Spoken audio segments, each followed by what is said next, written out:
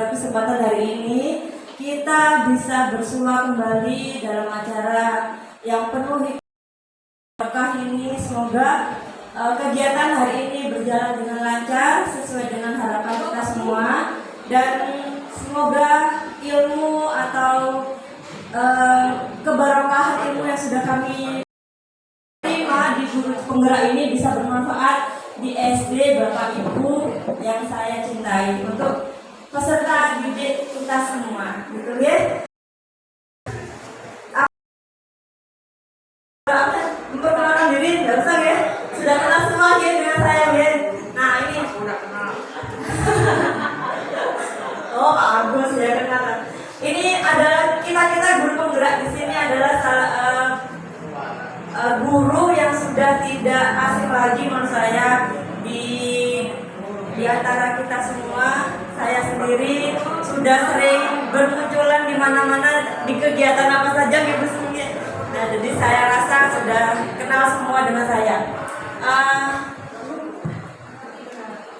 Nah, Bapak Ibu yang saya hormati dan saya banggakan, kita di sini memiliki tugas atau memiliki kewajiban untuk melakukan sosialisasi atau imbas yang ditugaskan oleh guru penggerak, oleh LSM, yaitu tentang budaya positif.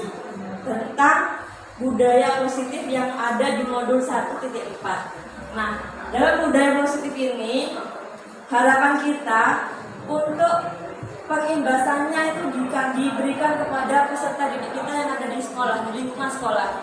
Kayak budaya positif yang harus kita terapkan. Saya rasa budaya positif kita sudah laksanakan setiap harinya pada peserta didik kita. Di antaranya misalnya menyambut peserta didik kita di depan sekolah atau di pintu gerbang dengan 3S plus 1T. Jenengan tahu apa itu 1T? Kok ada 1T-nya bunyi? Monggo, sekarang guru nanya sampai saya nanya. 3S 1T. Kalau 3S pasti tahu guys. Apa itu 3S? Sapa, salam, dan senyum. Kalau 1T-nya apa? Telur. Hah? Kok telur? 1T biasanya kalau kita di jalan di depan pintu sambil dor, termoga. Nah itu 1T-nya itu harus selalu siap di tangan kita. Selain kita menyapa anak-anak didik kita atau peserta didik kita di depan itu dengan sapa, senyum, dan salam, pasti kita akan menembak dulu.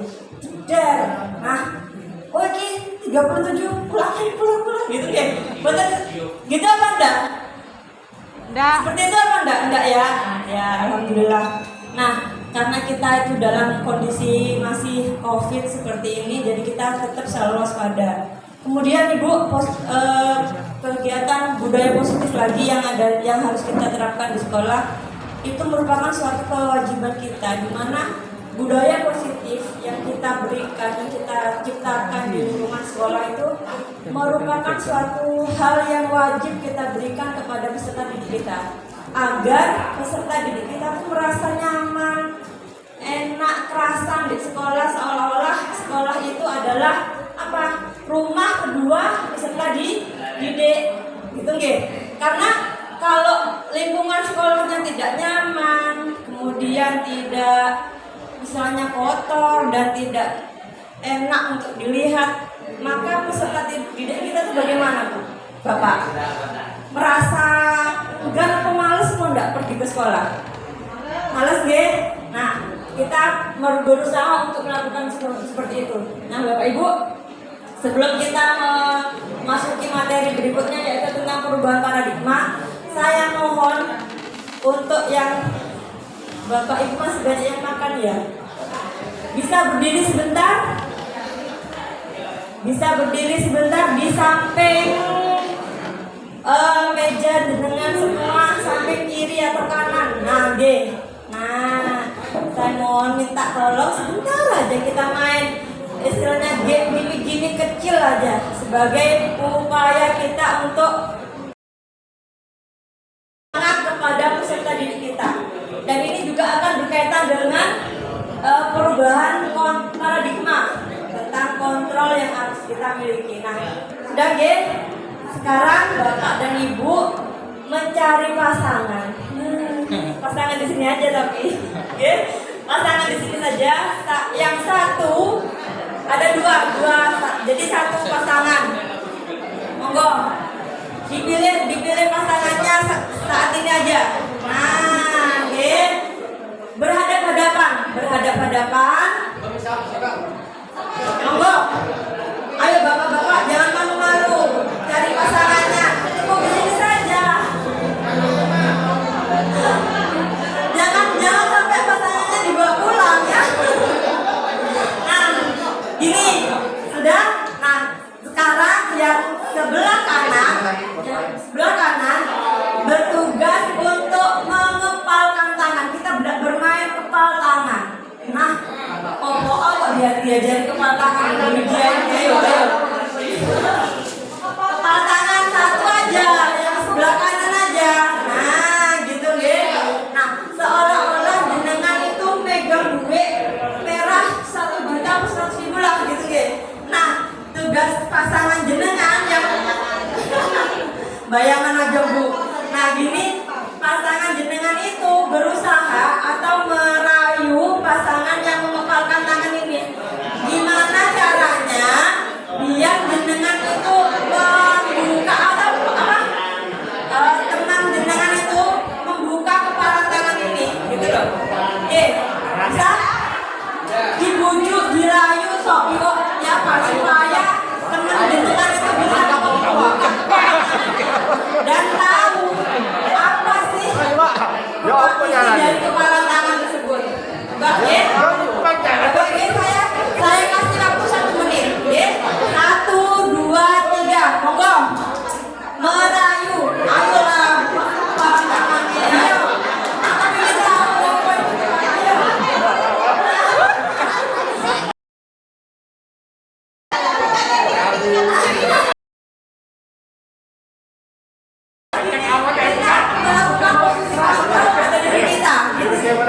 Kalau kita menggunakan istilahnya kita mengepal tangan dirayu sebagaimanapun caranya, kalau kita kekeh pada istilahnya pada kontrol diri kita gak akan membuka ojo itu karena aku tidak mau gitu loh. Monggo jenengan rayu dan temannya. Bisa rayu. Biasanya sedikit terlalu bapak-bapak. Ayo bapak-bapak. Bisa ada yang berhasil membuka tangannya atau menghasilkan rayuannya? Ada yang berhasil banget. Terima kasih, monggo. Sampun. Ini udah Bapak Pak Banda. Sebenarnya permainan kepal tangan ini merupakan permainan yang simple, cuman berkaitan dengan kontrol diri kita. Nah, perubahan yang ada pada diri kita itu ya istilahnya ada di dalam diri kita. Kita mau gimana, kita mau membuka kepala tangan kita atau kita konsisten tidak akan membuka atau mau membuka, itu merupakan sebuah kontrol diri kita. Jadi misalnya jenengan tadi kan ada yang berhasil membuka kepala dengan merayu. Saya tadi Bu Eka sama Pak Ahmad. Itu merupakan sebuah upaya aku gini loh maksudnya, dengan mengepal tangan kontrol diri kita itu gini. Seandainya saya mengepalkan tangan ini barang berharga, otomatis saya kan tidak akan memberikan, istilahnya tidak akan memberitahuan semudah itu untuk dikasih tahu kepada orang lain. Dengan kontrol saya yakin barang itu barang itu ini barangnya Bu ya. Nah, sini ada miskonsepsi mengenai kontrol. Nah, saya ingin tahu apa sih yang dimaksud dengan miskonsepsi itu.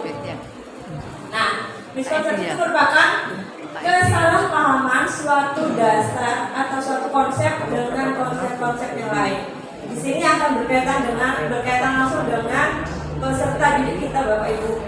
Nah, di mana biasanya kita sebagai istilahnya penuntun atau pengomong atau among, yang katanya Pak Ki Hajar Dewantara itu guru itu adalah among. penuntun gitu nggih pada peserta didik kita itu biasanya memiliki 4 ilustrasi atau ilusi atau anggapan gitu nggih. Yang pertama, ilusi guru mengontrol murid. Nah, ini saya kalau mau mengontrol ini kayaknya agak-agak belibet, takut salah gini. Jadi saya cenderung agak hati-hati kalau bilang mengontrol ini ya.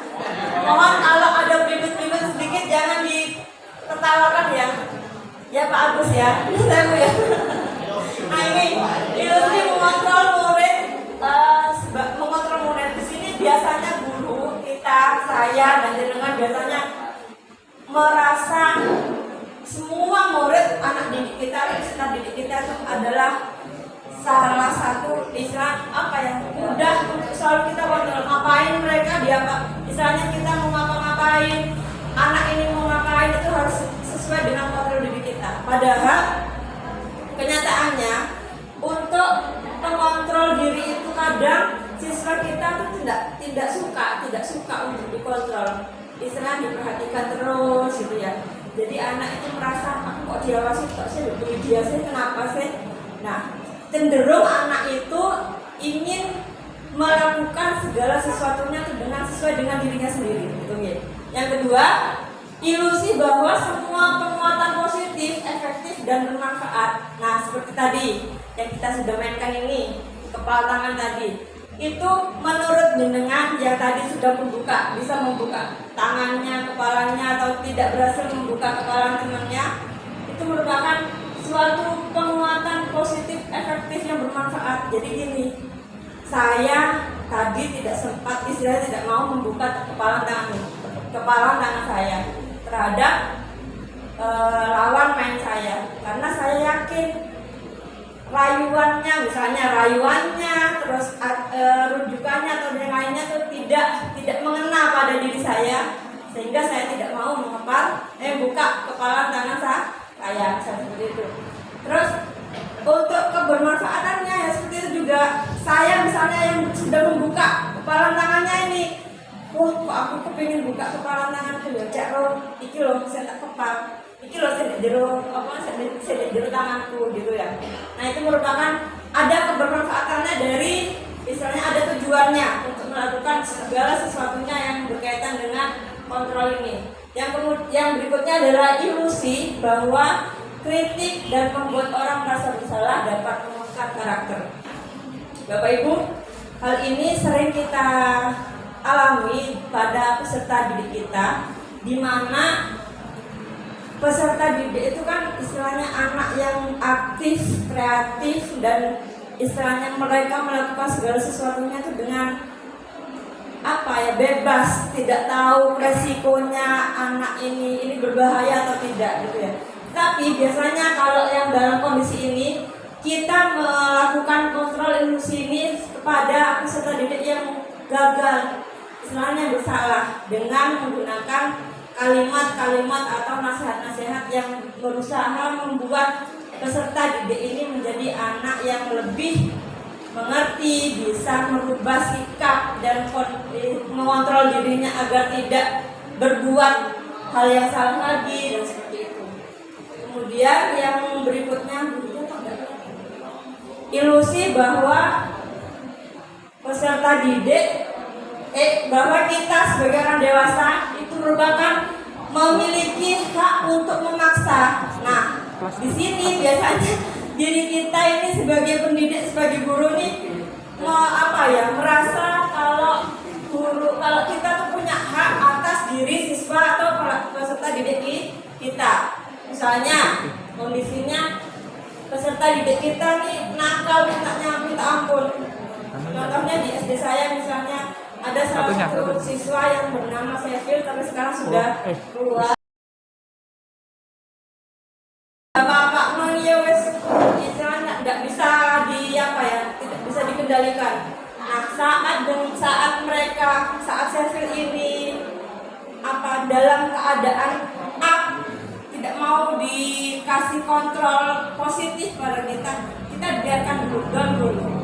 Nah karena kita merasa kamu harus seperti ini, tidak boleh seperti ini, itu merupakan suatu perubahan atau haknya Seville dalam melakukan suatu kontrolnya gitu.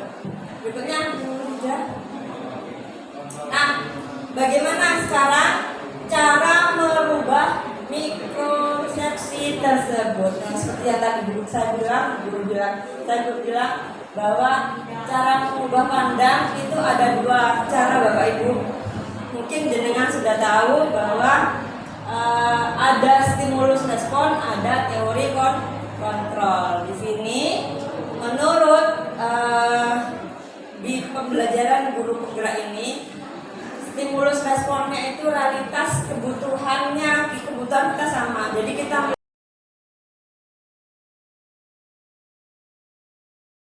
yang ada di sini atau semua murid atau peserta didik kita itu adalah sama.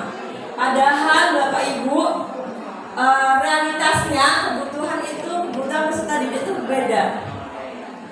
Ada kebutuhan yang ingin disayang, ada kebutuhan yang ingin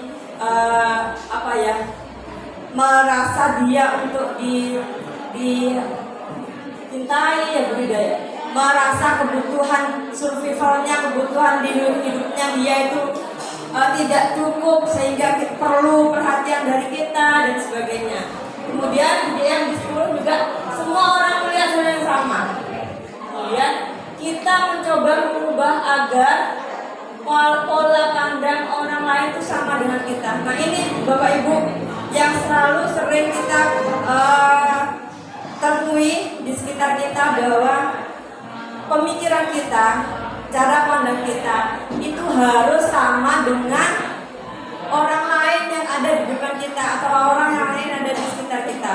Padahal semua itu tidak, kalau disesuaikan dengan teori kontrol. Semua perilaku itu memiliki tujuan, khususnya pada peserta didik kita, Bapak Ibu.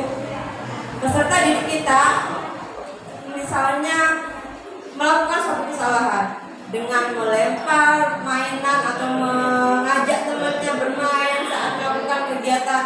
Nah, semuanya itu yang dilakukan peserta didik kita itu adalah merupakan hal yang memiliki tujuannya yaitu mencari kesenangan misalnya, atau usil sama temannya, atau mencari perhatian dari bapak ibu gurunya gitu. Kemudian di teori kontrol juga kayak tadi kita mainkan, buka kepala tangan dan tidak membuka kepala tangan itu merupakan suatu hal yang tidak ada kata kalah atau menang, Bapak Ibu. Semuanya menang. Jadi yang tidak membuka kepala tangan itu menang, yang membuka kepala tangan itu juga menang. Berikutnya juga. Nah, dengan adanya kontrol tersebut kepada diri kita dan kepada peserta didik kita, maka di sini kita akan melangkah lagi pada disiplin positif dan motivasi. Nah, saya mau nanya sekarang Bapak Ibu, apa sih yang Anda bayangkan dengan adanya kata disiplin? Yang jenengan pikirkan sekarang, disiplin itu apa sih? Coba Bapak, disiplin itu apa sih Pak? Pak Agus, coba Pak Agus. Apa? Aku mana jadi Agus? Hafalnya Pak Agus. Pak, sebenarnya Pak Umar. Agus. Yang dibayangkan dengan kata disiplin itu apa sih? Aturan. Apalagi? Apa Pak? Patuh pada tugas. Nah, monggo ada lagi. Apa sih Bu? Bunda?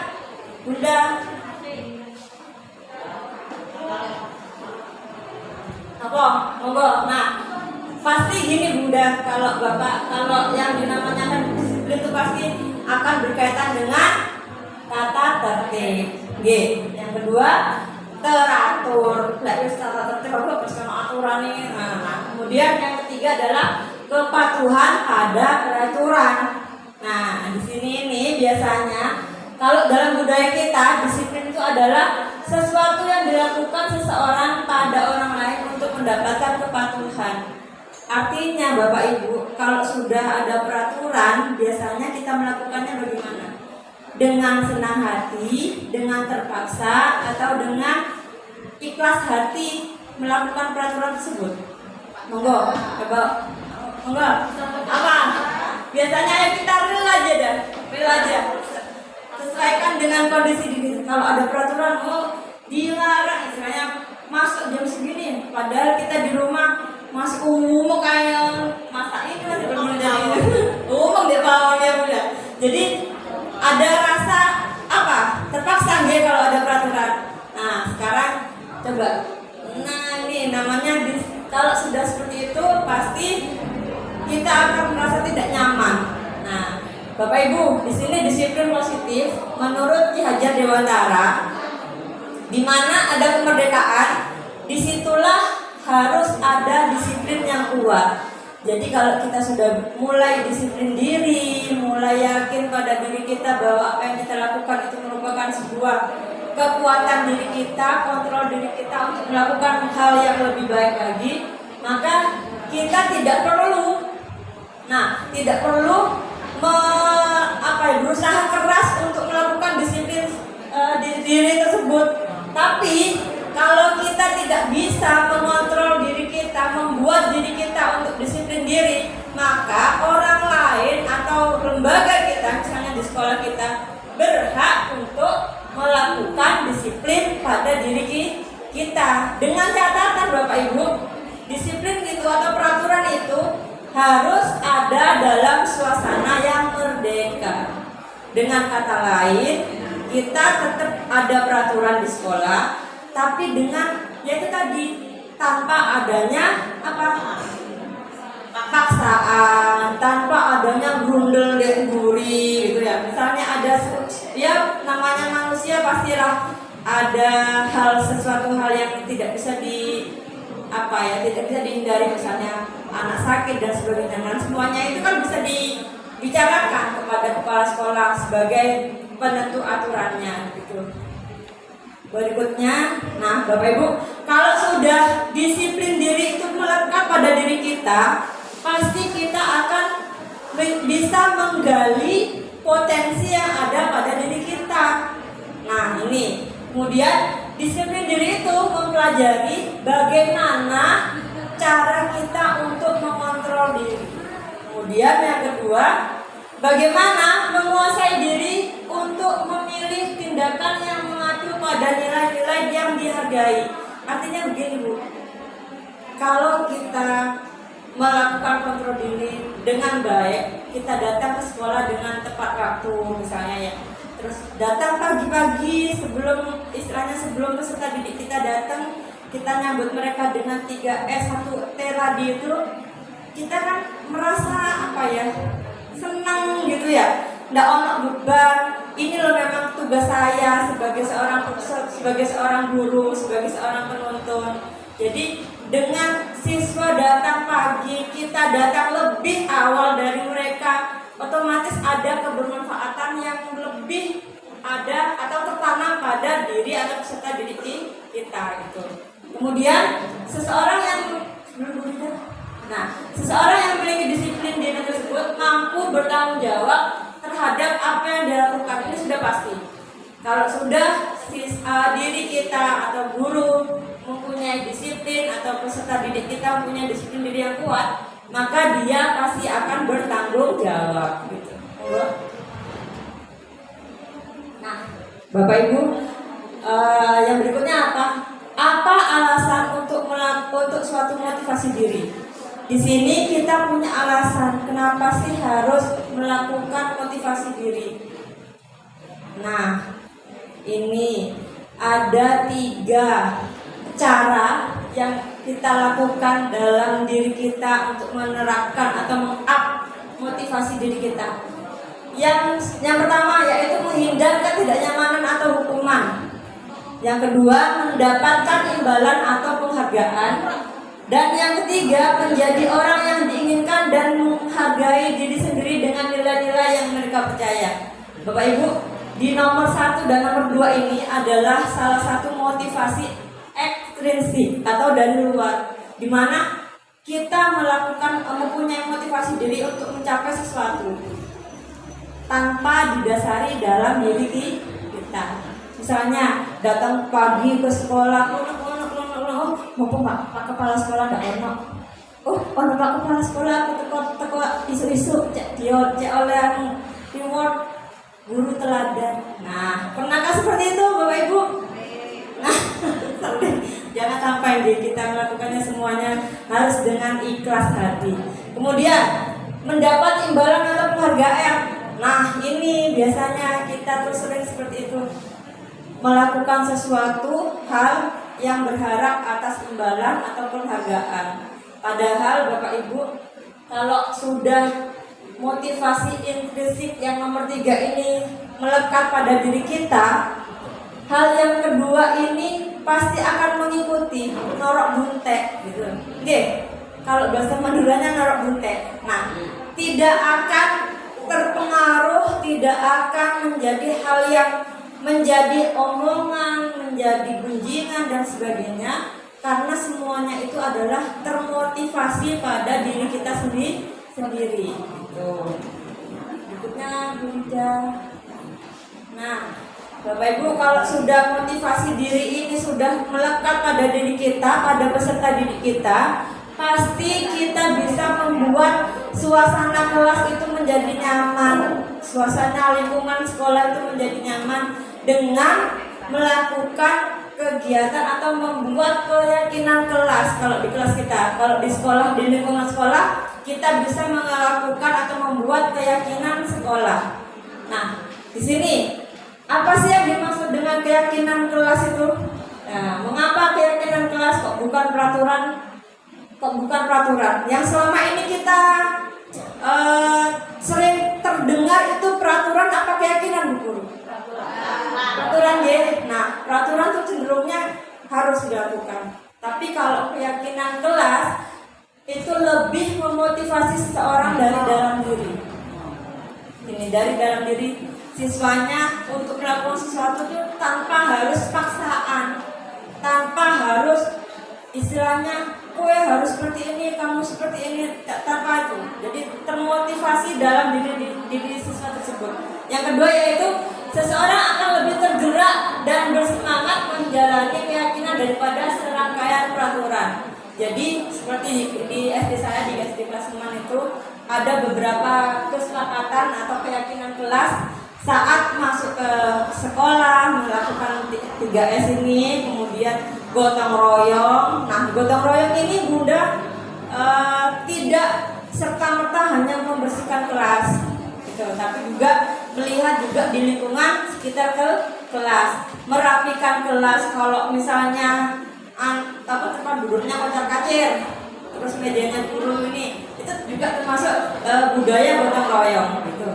Kemudian yang berikutnya 7 langkah di sini Bunda, kita buat keyakinan kelas dengan siswa, dengan peserta didik kita, atau dengan seluruh warga yang ada di sekolah kita. Dengan keyakinan, dengan 7 langkah ini, tidak jauh-jauh 7 langkahnya katanya Bu Rida kemarin, hanya 7 langkah. Hitung ya. Saya mungkin keyakinan kelas itu harus bersifat lebih abstrak, lebih rinci dan konkret. Artinya dengan membuat keyakinan kelas ini, kita semuanya itu bisa melakukannya dengan kata, istilahnya dengan rinci, tetapi menggunakan kata-kata yang anak peserta didik itu paham, mengerti. Kemudian berupa pernyataan universal. Artinya pernyataan universal ini pernyataan yang umum, yang peserta didik kita tuh memahami, mengerti, dan apa yang harus dilakukan dia tuh tahu, gitu Bunda ya. Kemudian pernyataan dibuat positif. Pernyataan dibuat positif ini siswa diberi arahan kalau misalnya membuang sampah jangan menggunakan kata dilarang atau jangan membuang sampah sembarangan, menggunakan kata yang lebih kata kerja. Misalnya buanglah sampah pada tempatnya, atau kelas kita akan indah jika kita membuang sampah di tempat sampah. Mungkin seperti itu contohnya. Istilahnya kita melakukan kalimat-kalimat, menggunakan kalimat-kalimat yang lebih menuju ke kata kerja. Berikutnya, jumlahnya tidak terlalu banyak sehingga mudah diingat dan dipahami. Nah, ini keyakinan kelas itu tidak usah akeh-akeh. 1 sampai 5 juga, yang jelas ya, yang penting anak-anak tuh ngerti, paham dan tahu apa yang mereka harus lakukan, itu lebih baik. Berikutnya, keyakinan dapat diterapkan di lingkungan tersebut. Nah, ini kalau kita buat keyakinan kelas terus tidak bisa dilaksanakan di lingkungan itu, kan bagaimana? Tidak nyaman, tidak berhasil kan gitu ya. Jadi kita membuat kesepakatannya itu harus sesuai dengan apa yang ada di lingkungan kita. Kemudian semua orang